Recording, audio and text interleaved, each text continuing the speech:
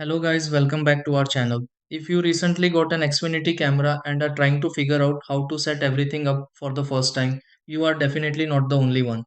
Sometimes people plug the camera in but are unsure how to connect it to Wi-Fi, while others want to know how to actually view footage and manage settings after setup is complete. Since smart cameras usually require a few setup steps in the right order, the process can feel a little confusing in the beginning.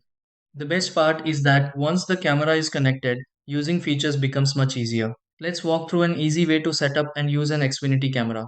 Try these. Step 1. Place the Xfinity camera in the area where you want to monitor activity before starting setup.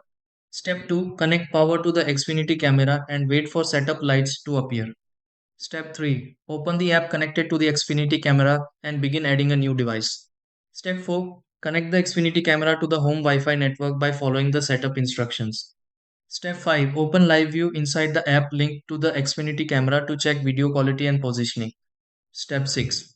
Adjust settings for the Xfinity camera and confirm everything works the way you want for daily use.